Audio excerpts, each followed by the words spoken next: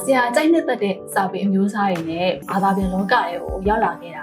ဘယ်လိုအရာတွေကတွန်းအားဖြစ်စေခဲ့ရလဲပေါ့ကျွန်တော်ငငယ်ကတည်းကစာဖတ်ရတာကိုသဘောကျတယ်ကြိုက်တယ်အဲ့တော့သတင်းစာချာနယ်မဂ္ဂဇင်းကဗျာကာတွန်းတွေ့သမျှဟာအကုန်ဖတ်တယ်ဘယ်စာမဆိုကျွန်တော်ကသဘောကျပါတယ်ဘာသာပြန်စာရေးဆရာဖြစ်လာဖို့ကကြတော့ဝါသနာတစ်ခုတည်းနဲ့မရဘူးကျွန်တော်တို့အချိန်တွေအားထုတ်မှုတွေအများကြီးပါတာပေါ့နော်ကာလန်ဒေတန်ဆိုတဲ့အချိန်တွေနဲ့အချိန်ခါပေါ်မှာလည်းမူတည်သေးတာဟုတ်ကဲ့ဆရာဘာသာပြန်ခဲ့တဲ့စာအုပ်တွေထဲမှာဘယ်စာအုပ်နဲ့ဘယ် character ကိုအကြိုက်နှစ်သက်ဆုံးဖြစ်ခဲ့လဲဆရာရင်မွေးတဲ့ကဂန်နဝီဇက်ကောင်သဘောကျတယ်သူကကြတော့ထူးခြားတဲ့ဇက်ကောင်မျိုးပေါ့နော်သူ့လိုဇက်ကောင်မျိုးကိုဖန်တီးတဲ့ပုံစံကိုကျွန်တော်ကသဘောကျတယ် emotionless ဖြစ်တာပေါ့နော်ရင်မွေးဖတ်ပြီးတဲ့သူဆိုလို့ရှင်လဲသိမယ်အနည်းဆုံးရုပ်ရှင်ကြည့်ဘူးတဲ့သူဆိုလို့ရှင်လဲသိမှာပေါ့နော်သူရဲ့ဒီလူဆိုးဆန်မှုပေါ့သူမှာခံစားချက်မရှိဗီလိန်တွေမှာ Hannibal လိုက်ပြီးရင် body mod ရှိပေါ့နော် Ganwei ဗီလိန်၃ယောက်မှာမတူညီတဲ့ personality တွေ motive တွေရှိနေတာပေါ့နော် Hannibal Lecter ဆိုလို့ရှင်တက်ရဖြတ်ရတာကိုသဘောကျအနုပညာတစ်ခုလိုမျိုးသူကခံစားတာ Ganwei ကသူ့လုံးစရာကိစ္စရှိလို့ဒီဟာလုံးရင်ငါဒါရမယ်အဲ့တော့ငါဒါရဖို့ဆိုငါဒါလောက်ရမယ်ဒါသူ့မှာအဲ့ဒါရှိbody mod နဲ့မတူတာကြတော့ body mod ကသူက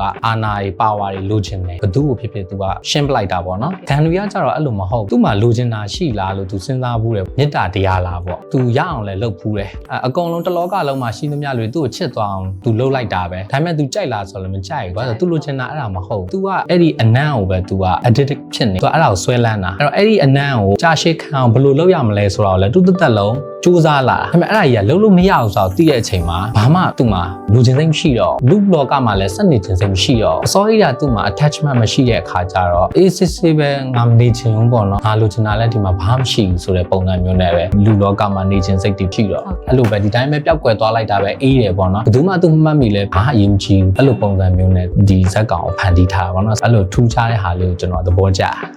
ျဝါသနာပါတဲ့စာရေးသားခြင်းအလုံးနဲ့အသက်မွေးမယ်ပတ်စံတွေအများကြီးရချင်တယ်ဖြစ်နိုင်လားပေါ့နော်ဖြစ်နိုင်ပါရဲ့ဒီဟာကျွန်တော်လက်လွတ်စပယ်ပြောတာလည်းမဟုတ်ဘူးဖြေကရက်စော်လုံးတစ်လုံးနဲ့ပြီးတဲ့အဖြေလည်းမဟုတ်ဘူးဆရာဖြစ်ချင်တဲ့လူငယ်တွေလည်းအခုဒီခေတ်မှာအများကြီးရှိမှာပဲပေါ့နော်အဲ့တော့ဒီလိုလူငယ်တွေအတွက်ပေါ့ဆရာအနေနဲ့ဒီ career ကသွားဖို့လွယ်လားဒါမှမဟုတ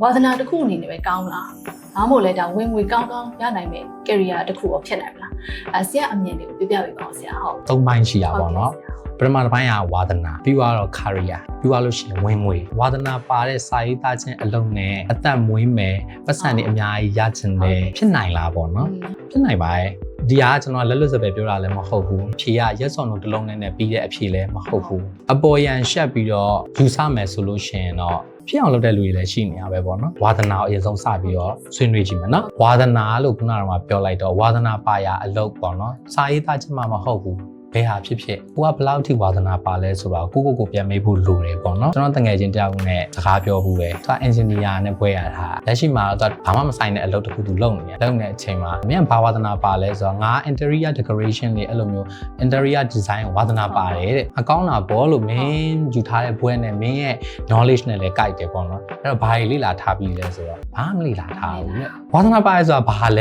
ဲပေါ့နော်ပြောချင်တာအဆိုတော်တယောက်ကဆိုလို့ရှိရင်ဘယ်လောက်ထိလုံမှာလဲဘယ်လောက်ထိအဲ့ကိုဝါသနာကိုယူသွတ်မှာလဲပေါ့နော်ဘယ်လောက်ထိ strong ဖြစ်မှာလဲပေါ့အဲ့ဒါကိုတော့ပြန်စဉ်းစားဖို့လိုတယ်ထင်တယ်လူတွေကအနောက်ကွယ်မှာရေခဲတောင်ထိပ်ဖျားကိုပဲမြင်တာဆိုတော့ဝါသနာလည်းအဲ့တိုင်းပဲသူတနေ့ကိုဘယ်လောက်ထိဒီပေါ်မှာစိတ်ဝင်စားလဲဆိုတာမူတည်ရပါတော့ကျွန်တော်စာဖတ်တတ်တဲ့အချိန်စာဖတ်တယ်မူလာတန်းအလေတန်းအဲ့မှာကလေးကကျွန်တော်ကအဲ့လိုကြပြားရေးဆိုလဲအကူရေးရယ်ဒီကြပြားလေးတစ်ပုတ်ကဒီလိုလေးပါလားတော့တစ်ချောင်းမဲရနှစ်ချောင်းမဲရကျွန်တော်ကရေးကျွန်တော်ထက်တော်ပြီးတော့စာရေးကောင်းတဲ့လူတွေလည်းအများကြီးရှိတယ်ဒါပေမဲ့အဲ့ဒီအတွက်က background လည်းလိုသေးတယ်ဥမာမပြည့်စုံတဲ့ကလေးတယောက်အနေနဲ့ဆိုသူဝါသနာပါတာကိုအပြည့်အဝအာယုံစိုက်လေ့လာခွင့်ရမှာမဟုတ်ဘူးပေါ့နော်ကျွန်တော်ရဲ့ပတ်ဝန်းကျင်အခြေအနေတွေကြောင့်အများကြီးမူတည်တာ哦ကျွန်တော်ကလည်းငငယ်ကတည်းကငါတနေ့ကျရင်စာရေးဆရာဖြစ်ရမယ်ဆိုတဲ့စိတ်ကူးမျိုးမရှိဘူးဒီတိုင်းပဲကျွန်တော်ဝါသနာပါရဲကျွန်တော်စာရေးရယ်အဲ့တော့တက္ကသိုလ်မှာလည်းရေးတာပဲဝတ္ထုတွေလည်းရေးတာပဲဘယ်သူမှပဲမပြကျွန်တော်နဲ့တခန်းထဲနေရဲ့အဆောင်ကတငယ်ချင်းပဲသူအဲ့လိုမျိုးဟိုရှောက်ဖတ်ကြည့်ဒီရှောက်ဖတ်ကြည့်ဒါမင်းထားလားပေါ့နော်စာအုပ်တွေလည်းအဲ့လိုမျိုးဘာသာပြန်တယ်အဲ့လိုမျိုးပဲကိုယ့်ဘာသာကိုလို့တအုပ်ပြီးလိုက်နှစ်အုပ်ပြီးလိုက်အဲ့တိုင်းပဲထားတာပဲတစ်ချိန်မှာပေါ့နော်အကြောင်းအရာတွေတိုက်ဆိုင်လာတယ်အားလုံးစုံသွားတဲ့အချိန်မှာဒါတွေကဒီလမ်းကြောင်းပေါ်ရောက်ဖို့တွန်းအားပေးတဲ့အရာတွေဖြစ်သွားတယ်အဲ့ဒါတော့ဝါသနာပေါ့နော်နောက်တစ်ခါကျတော့ career ပေါ့မဖြစ်မနေလုပ်ကိုလုပ်ရမယ်အလုပ်ပေါ့နော်ဝါသနာပါအလုပ်လည်းဖြစ်တယ်ဒီအလုပ်နဲ့လည်းကိုက သမင်းစားလို့ရတယ်အဲ့ဝါသနာနဲ့ကာရီယာနဲ့အခုကချိတ်နေတာပေါ့နော်ဝိတုတစ်ခုလည်းရေးပြီးတော့သမင်းစားလို့မရဘူးဆိုဘာရေးချင်သေးလဲစာရေးတာဝါသနာပါတာကဝိတုရေးတာကိုဝါသနာပါတာဆိုတော့ specific ဒီ specification တစ်ခုဖြစ်သွားတာပေါ့စာရေးတာကမှတော့ဝိတုရေးဝါသနာပါတာဖြစ်သွားတာစာရေးတာကဒါသတင်းရေးတာလည်းစာရေးတာပဲเนาะအဲ့လိုမျိုး Facebook ပေါ်မှာတိုက်ရလဲစာရေးတာပဲလေเนาะအခုခေတ်မှာဆို Facebook စာရေးဆရာကြီးမှာအများကြီးပဲဆိုတော့သူတို့လည်းဝါသနာပါလို့ရေးကြတာဟုတ်တယ်မလားပြီးတော့ web ဘက်မှာရှိသေးတယ်ဆိုတော့အများကြီးပဲကာရီယာနဲ့ဝါသနာနဲ့ကိုချိတ်ကြည့်လိုက်တဲ့အချိန်မှာကျွန်တော်ပူကြည်လက်ကဲတချင်ထွက်လာအစွန်းနှစ်ဖက်ပေါ့နော်ဟုတ်ကဲ့တစ်ဖက်ကငါ့ရဲ့ဝါသနာတစ်ဖက်ကငါ့ရဲ့ဝမ်းစာဝါသနာရဲ့ကာရီယာရဲ့ပြီးသွားလို့ရှိရင်ဝင်ငွေပြောချင်တာဘယ်လောက်လိုချင်တာလဲပေါ့နော်ဟုတ်ကဲ့ဝါသနာပါတဲ့ကာရီယာအလုံးမှာဒီလောက်ထိပဲဝင်ငွေပမာဏတစ်ခုရှိမယ်ဆိုလို့ရှိရင်ကိုကအဲ့ဒါကိုကြော်ပြီးတော့လိုချင်တယ်ဆိုဘယ်လိုလုပ်မလဲပေါ့ဟိုခေါင်းစဉ်၃ခုကိုညှိရတာဖြစ်နေဝါသနာလည်းပါတယ်ဒါနဲ့လည်းအသက်မွေးဝမ်းကြောင်းလုပ်ပြီးတော့ဒီဘဝလည်းပတ်စံနေအများကြီးရရဲဆိုလို့ရှိရင်အတိုင်းထက်အလွန်ပေါ့ဝင်ငွေဘာနဲ့ရှာမှာလဲဘယ်လိုရှာမှာလဲဘယ်လောက်လိုချင်တာလဲဒါတွေကကြတော့အဲ့၃ခုပေါင်းပြီးတော့ပြောမယ်ဆိုရင်ဒါ customer အနေနဲ့အသေးစိတ်တိုင်ပင်ဆွေးနွေးရမယ့်ဟာတွေဖြစ်လာဟုတ်ကဲ့ပါဆရာအချစ်ဝတ္ထုတွေကိုဘယ်လိုမျိုး develop ဖြစ်အောင်လုပ်မလဲနိုင်ငံတကာမှာဘယ်လိုအချစ်ဝတ္ထုတွေခေတ်စားနေလ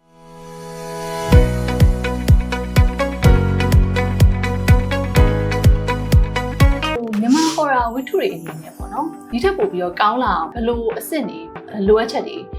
ရှိတယ်လို့ဆရာမြင်မိပါလဲဘယ်အရာမဆိုပို့ပြီးတော့ development ဖြစ်တယ်ဆိုတဲ့ဟာရှိရပါတော့ဒါကြောင့်ပဲတဖြည်းဖြည်းနဲ့ကျွန်တော်တို့ရာခစ်တွေအများကြီးပြောင်းလာပြီးတော့ခစ်မီတဲ့နေရာကိုရောက်လာအဲ့တော့စာပေဆိုတာကြတော့လေရင်ကျေးမှုပုံစံတစ်ခုပေါ့နော်အဲ့စာပေထဲမှာ horror ပေါ့အဲ့ horror ကိုအဆင့်တစ်ခုရောက်ချင်တယ်ဆိုတာဘယ်အဆင့်လဲဆိုတာကျွန်တော်တို့အရင်ဆုံးစဉ်းစားရအောင် local လား global လားပေါ့နော် local ဆိုလို့ရှိရင် local မှာသတ်မှတ်ထားတဲ့အဆင့်ရှိမှာပေါ့အဲ့အဆင့်ကိုကျွန်တော်ကြောက်အောင်ဘယ်လိုလုပ်ရမလဲပေါ့ဥပမာ global သွားမယ်ဆိုလို့ရှိရင်လဲ global မှာဘယ်လိုမျိုး horror တွေကခေတ်စားနေရလဲအရေးသားတွေကဘယ်လိုပြောင်းလဲသွားလဲအကြောင်းအရာတွေဘယ်လိုပြောင်းလဲသွားလဲဆိုတာကိုလေ့လာရမှာပေါ့နော်အဲ့တော့ကျွန်တော် local မှာအဆင့်တစ်ခုကြော်ဖို့ဆိုလို့ရှိရင်ကိုကလေ့လာကြည့်ရမှာပေါ့နော်ဘယ် trend တွေကခေတ်စားနေလဲအဲ့ဒါကိုငါကထူးခြားပြီးတော့ပို့ပြီးတော့ develop ဖြစ်အောင်ဘယ်လိုလုပ်မလဲဆိုတာကိုလုပ်ဖို့လိုတယ် global ဆိုလို့ရှိရင်တော့ global မှာဘာတွေရေးနေတယ်ဆိုတာ global language နဲ့မှကျွန်တော်ဖတ်လို့ရမှာလေထားပါတော့အင်္ဂလိပ်လိုပဲရှိမယ်ဆိုလို့ရှိရင်ကျွန်တော်ကအင်္ဂလိပ်စာကနေဗမာကိုပြောင်းဖို့အတွက်ဘာသာပြန်ဆိုတာလူလာဆိုတော့ဘာသာပြန်စာပေဆိုတာကျတော့မရှိမဖြစ်အရာတစ်ခုဖြစ်လာပေါ့ဂျားထဲမှာပေါင်းကူပြီးမှာပေါ့နော် horror မှရမဟုတ်ဘူးအချစ်ဝတ္ထုတွေကိုဘယ်လိုမျိုး develop ဖြစ်အောင်လုပ်မလဲနိုင်ငံတကာမှာဘယ်လိုအချစ်ဝတ္ထုတွေခေတ်စားနေလဲအဲ့လိုမျိုးပဲတမိုင်းနောက်ခံဆိုလို့ရှိရင်လဲတမိုင်းနောက်ခံအကြောင်းအရာတွေကကမ္ဘာမှာဘယ်လိုမျိုး present လုပ်နေလဲကျွန်တော်တို့က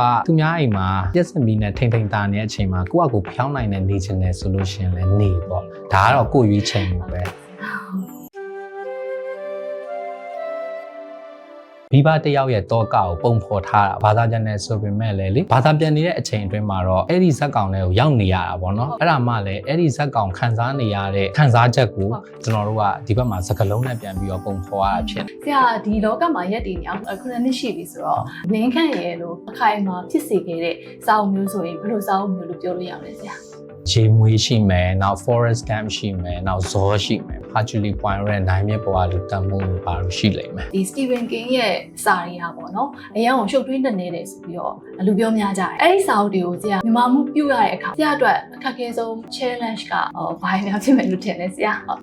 ဘာသာပြန်ရတာ Stephen King ရဲ့ဟာတွေကရှုပ်တယ်နဲ့နေတယ်ဆိုတာကြတော့အကြောင်းအရာပေါ်မှာလည်းမူတည်မယ်ထင်တာပေါ့နော်ရှုပ်ထွေးနေတဲ့အကြောင်းအရာဆိုလို့ရှိရင်ကြတော့သူကဘာလို့ဆိုလို့ချင်တာလဲဆိုတဲ့ဟာကိုအရင်ဆုံးစဉ်းစားပြီးတော့မှဒီဟာနဲ့ဟိုကဘယ်လိုပြန်ပြီးတော့ output ထုတ်မလဲပေါ့နော်လက်ဝင်တာပေါ့နော်ဘက်ပေါင်းစုံကနေစဉ်းစားပေါ့နော်သူ့ရဲ့ဒီရှုပ်ထွေးတဲ့စာကြောင်းတစ်ကြောင်းကိုကျွန်တော်ဓာတ်ရိုက်ပြန်ချလိုက်အဲ့အချိန်မှာဒီလိုဆိုရင်နားလည်မလားပေါ့တခြားသူဒီအောင်ကဘယ်လိုပြန်ညှိမလဲပေါ့စကလုံးရဲ့အထားအသူတွေမူရင်းအတိတ်ပဲနဲ့မလွဲမအောင်သုံးရတဲ့ဖွင့်ရွက်ပုံတွေမျိုးပေါ့နော်တတ်နိုင်ဆုံးတော့နီးစပ်အောင်တော့ကြိုးစားရတာပေါ့ဘယ်လို challenge တွေရှိမလဲစာကြောင်းရဲ့ရှုပ်ထွေးနေမှုကတပိုင်းပြီးတော့ဇလန်းရဲ့လေးလံမှုကတပိုင်းဇောဆိုလို့ရှိရင်မိဘတယောက်ရဲ့တောကကိုပုံဖော်ထားတာဘာသာပြန်နေဆိုပေမဲ့လေဘာသာပြန်နေတဲ့အချိန်အတွင်းမှာတော့အဲ့ဒီဇက်ကောင်တွေကိုရောက်နေရတာပေါ့နော်အဲ့ဒါမှလည်းအဲ့ဒီဇက်ကောင်ခံစားနေရတဲ့ခံစားချက်ကိုကျွန်တော်တို့ကဒီဘက်မှာစကလုံးနဲ့ပြန်ပြီးတော့ပုံဖော်ရတာဖြစ်အဓိကတော့မှုသွင်းရတာပေါ့နော်ဘာပင်ကိုရေးမှမဟုတ်ဖဲဘာဖြစ်လို့ဘာသာပြန်တော့မှုသွင်းစရာလိုလဲပေါ့အဲ့လိုဆိုလို့ရှိရင် try ကြည့်လိုက်ပေါ့နော်ပင်ကိုရေးရဲ့ဘာသာပြန်မှမဟုတ်ဘူးဘလောက်အထိစာတကြောင်စိတ်နှစ်ပြီးတော့ရေးထားရဆိုတာအဲ့ဒီ စာကြောင်းမှာစကလုံးတွေမှာပေါ်နေအောင်ဇောမှာဆိုလို့ရှိရင်ကိုမွေးထားတဲ့တာသမီးကကိုရှေ့မှာဖြစ်ဆိုးနဲ့တိုးွားတဲ့ဟာမျိုးဘလို့မှလည်းလက်မခံနိုင်ဘူးဘလို့မှလည်းမယုံကြည်နိုင်ဘူးအဲ့ဒီအချိန်မှာစတီဖင်ကင်းရေးဖွဲ့ထားတဲ့ဟာတွေကလည်းလေးတယ်တောကကိုဗတ်ပေါင်းဆောင်ကနေပြီးတော့လုံးဝ deep and dark ဖြစ်အောင်ရေးထားတယ်ဆိုတော့အဲ့ဒီအချိန်မှာကျွန်တော်ကသူ့ရဲ့စကားလုံးခံစားချက်ကိုလိုက်ပြီးတော့နီးစပ်အောင်ကြိုးစားရတာပြင်ပန်းတာပေါ့သူ့ကလေးမရှိတော့ဘူးဆိုတာကိုသူအိမ်မက်ဆိုးတွေမှတ်တယ်အိမ်မက်ထဲမှာသူ့ကလေးကအသက်တွေပါကြီးဘွဲတွေပါရအိမ်အောင်တွေပါအောင်ကြာသွားတဲ့အချိန်မှာသူနိုးလာတဲ့အချိန်မှာမရှိဘူးတွေးဆွန်းနေတဲ့အုတ်ထုပ်လေးဖက်နှက်ကလေးတွေပဲသူရှိတော့တယ်ဆိုတဲ့အတီဝင်လာတဲ့အချိန်မှာဘလို့မှပေါ့နော်သူ့နေရာတော့မဟုတ်ဆိုတော့ဒါကဇက်လန်ပဲသိရမလားဘာဖြစ်လို့အဲ့လောက်ထိလူလို့လားလို့မေးလို့ရှိရင်ကျွန်တော်လိုတယ်လို့ထင်တယ်ကျွန်တော်အနေနဲ့ကတော့လိုတယ်ပေါ့နော်ကျွန်တော်ဘာသာပြန်သမျှဒီစာအုပ်ဒီတိုင်းစာကြောင်းဒီတိုင်းကကျွန်တော်အရင်ဆုံးအတန်ထွက်ဖတ်ကြည့်ပြီးတော့မှကိုယ့်အကူပြန်ရေးတာပေါ့နော်အဓိကလူတစ်ယောက်ကတကယ်တော့ဒီလိုပြောနိုင်လားကျွန်တော်ကစကားလုံးနဲ့ပုံဖော်ရဖြစ်တဲ့အတွက်စကားလုံးကနေပြီးတော့နားထဲမှာပြန်ကြားနိုင်အောင်လို့ပုံဖော်နိုင်ဖို့လိုတာဖတ်တဲ့လူကရှေ့ပိုင်းပေါ့နော်စာအုပ်တို့ကိုစားဖတ်လိုက်တယ်ဆိုလို့ရှိရင်လူတွေကထင်လိုက်မယ်ပေါ့နော်။စာပဲဖတ်တာပဲဆိုတာတကယ်တော့မဟုတ်ဘူး။အဲ့ဒီအချိန်မှာအုံနောက်ကအလုတ်လုတ်ပြီးတော့ပုံဖော်နေတာ။ပုံဖော်နေတဲ့အချိန်မှာတကယ်ဒီစလုံးပေါင်းမှားသွားတာတို့ဒါမှမဟုတ်တချို့ဟာလေးကအရန်အဲ့လိုမျိုးမသိတာလို့ရှိရင်အုံနောက်ကသူ့လိုဖြည့်တွေးသွားတာမျိုးရှိ။ဘာသာပြန်ရင်းနဲ့ပေါ့နော်။သမင်းစားတာကိုကိုယ်ကောင်းထဲမှာသိနေရတာနဲ့လက်ကနေပြီးတော့ရေတောက်တယ်လို့မှားရင်းပြီးလိုက်တာမျိုးလေးလည်းရှိတယ်။အဲ့လိုမျိုးပဲလို့ဖတ်တဲ့သူကလည်းတခါကျရင်စလုံးပေါင်းမှားတာမသိလိုက်ဘူးဘာဆိုအရန်ကိုဇလန်းထဲမှာစိတ်ပါဝင်စားနေတယ်သူ့ dialogue တွေကလည်းနှစ်ယောက်ပြောနေတယ်လို့မျိုးပေါ့နော်အုံနောက်ကပုံဖော်ပြီးနေဆိုလို့ရှင်အကုန်လုံးကချောချောမွမွနဲ့သူကဇလန်းအဆုံးထိရောက်သွားတာ哦ဆိုတော့ကျွန်တော်ကအဲ့လိုမျိုးဖြစ်အောင်အတတ်နိုင်ဆုံးကြိုးစား